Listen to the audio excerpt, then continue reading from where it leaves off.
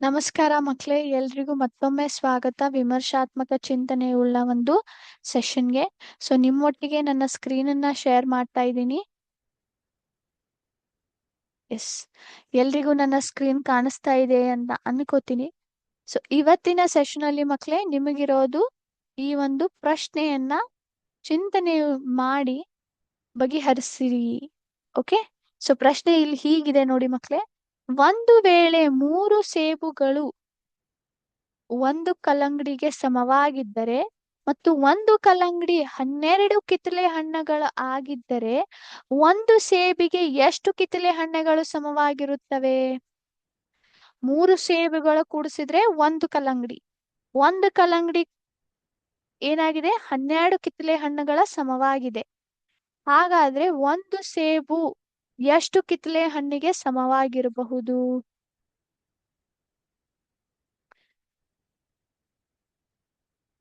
ಒಂದು ಸೇಬು ಎಷ್ಟು ಕಿತ್ತಳೆ ಹಣ್ಣುಗಳಿಗೆ ಸಮವಾಗಿರಬಹುದು? 3 ಸೇಬು ಒಂದು ಕಲ್ಲಂಗಡಿಗೆ ಸಮವಾಗಿದೆ. ಒಂದು ಕಲ್ಲಂಗಡಿ 12 ಕಿತ್ತಳೆ ಹಣ್ಣುಗಳಿಗೆ ಸಮವಾಗಿದ್ರೆ ಒಂದು ಸೇಬು ಎಷ್ಟು ಕಿತ್ತಳೆ ಹಣ್ಣಿಗೆ ಸಮವಾಗಿದೆ? ಯಾರಾದ್ರೂ ಹೇಳಬಹುದಾ? 4 ಕಿತ್ತಳೆ ಹಣ್ಣು, 5 ಕಿತ್ತಳೆ ಹಣ್ಣು ಅಂತ ಬರ್ತಾ ಇದೆ. ನೀವು ಕೊಟ್ಟಿರುವಂತ ಉತ್ತರವನ್ನ ಹಾಕ್ಲಾ? ಚೆಕ್ ಮಾಡೋಣವಾ? ಸರಿಯಾಗಿದೆ ಮಕ್ಕಳೇ, 4 ಕಿತ್ತಳೆ ಹಣ್ಣುಗಳ ಸಮವಾಗಿದೆ. ಅರ್ಥ ಆಗ್ತಾ? ಹೇಗೆ ಅಂತಂತಂದ್ರೆ 12ನ್ನ ನಾವ್ ಏನ್ ಮಾಡ್ತೀವಿ? 3ರಿಂದ ಭಾಗಾಕಾರ ಮಾಡ್ತೀವಿ. ಇಲ್ಲಿ ನೋಡಿ, ಒಂದು ಕಲ್ಲಂಗಡಿ ಏನಾಗಿದೆ? 12 ಕಿತ್ತಳೆ ಹಣ್ಣಿಗೆ ಸಮವಾಗಿದೆ.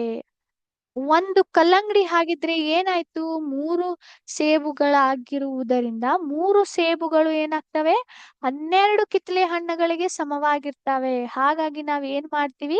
12 ಕಿತ್ತಳೆ ಹಣ್ಣುಗಳನ್ನ 3 ಸೇಬುಗಳಿಂದ ಭಾಗಾಕಾರ ಮಾಡಿದ್ರೆ ನಮ್ಗೆ 4 ಅಂತ ಉತ್ತರ ಬರುತ್ತೆ.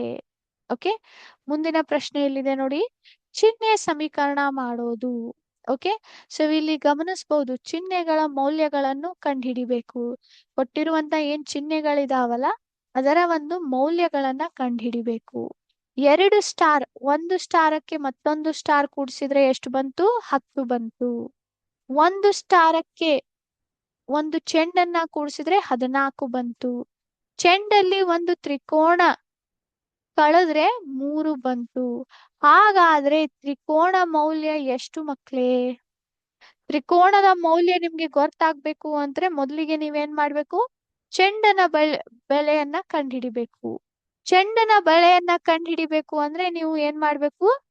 ಈ ಸ್ಟಾರ್ಗಳ ಬೆಲೆಯನ್ನ ಕಂಡುಹಿಡಿರಿ. ಯಾವ 2 ಸಂಖ್ಯೆಗಳನ್ನ ಜೊತೆಯಾಗಿ ಕೂಡಿಸಿದ್ರೆ ನಮ್ಗೆ 10 ಬರಬಹುದು? ಈಗ ಹೇಗೆ 4ಕ್ಕೆ 4 ಕೂಡಿಸಿದ್ರೆ 8 ಬರುತ್ತಲ್ಲ, ಹಾಗೆ ಯಾವ 2 ಸಂಖ್ಯೆಗಳನ್ನ ಒಟ್ಟಿಗೆ ಕೂಡಿಸಿ ಅಂದ್ರೆ ಒಂದೇ ಸಂಖ್ಯೆನ 2 ಸತೆ ಕೂಡಿಸಿದಾಗ ಅದಕ್ಕೆ ಮತ್ತೆ ತಿರುಗಿ ಕೂಡಿಸಿದಾಗ 10 ಅಂತ ಬರುತ್ತೆ. ಯಾವುದು?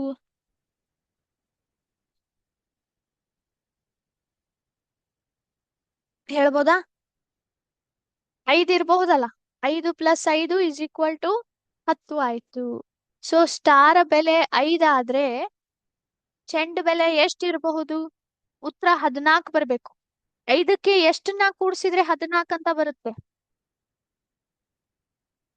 5ಕ್ಕೆ 9 ಕೂಡಿಸಿದ್ರೆ 14 ಬರುತ್ತಾ? 6, 7, 8, 9, 10, 11, 12, 13, 14 ಆಗುತ್ತಲ್ಲ. ಚೆಂಡದ ಮೊತ್ತ ಎಷ್ಟಾಯ್ತು? ಬೆಲೆ ಎಷ್ಟಾಯ್ತು? 9 ಆಯ್ತು. 9ರಲ್ಲಿ ಎಷ್ಟನ್ನ ಕಳೆದ್ರೆ ನಿಮ್ಗೆ ಉತ್ತರ 3 ಅಂತ ಬರುತ್ತೆ?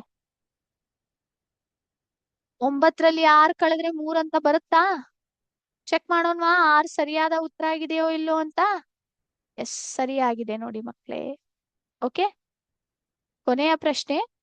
ಸಹೋದರಿಯ ವಯಸ್ಸಿನ ಒಗ್ಗಟ್ಟು. ನನಗೆ 6 ವರ್ಷಗಳಾಗಿದ್ದಾಗ ನನ್ನ ಸಹೋದರಿಯ ನನ್ನ ವಯಸ್ಸಿನ ಅರ್ಧ ಅಷ್ಟಿದ್ದಳು.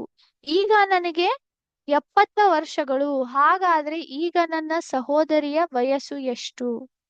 ನನಗೆ 6 ವರ್ಷ ಇದ್ದಾಗ ನನ್ನ ಸಹೋದರಿಯ ವಯಸ್ಸು ನನ್ನ ಅರ್ಧವಾಗಿತ್ತು.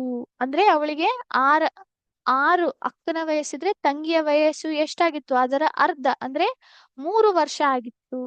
ಹಾಗಾದ್ರೆ ಈಗ ಅವಳಿಗೆ 70 ವರ್ಷ ಇದ್ರೆ ಸಹೋದರಿಯ ವಯಸ್ಸು ಎಷ್ಟಾಗುತ್ತೆ ಹೇಳಬಹುದಾ? ವಯಸ್ಸು ಆಗುತ್ತೆ 67. ಎಸ್, ಸರಿಯಾದ ಉತ್ತರ 67. ಅದ್ ಹೇಗೆ ಅರ್ಧವಾಗಿದ್ರೆ ಅಂದ್ರೆ 70ರ ಅರ್ಧ 35 ಬರ್ಬೇಕಲ್ಲ ಮೇಡಮ್? ಇಲ್ಲ, ಹಾಗೆ ಬರಲ್ಲ ಮಕ್ಳೇ.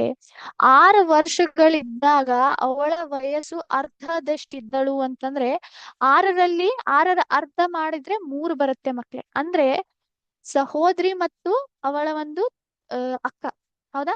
ಅಕ್ಕ ತಂಗಿಯ ನಡುವೆ ಇರುವಂತ ವಯಸ್ಸಿನ ವ್ಯತ್ಯಾಸ ಎಷ್ಟು? ಕೇವಲ 3 ವರ್ಷ ಆಗಿದೆ.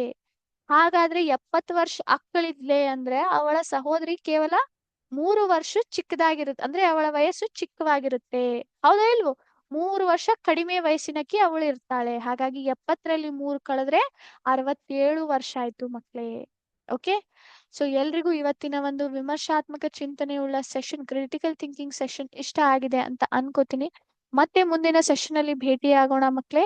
Till then thank you very much. ಜೈ ಹಿಂದ್, ಜೈ ವಿದ್ಯಾಶಕ್ತಿ. Thank you ma'am.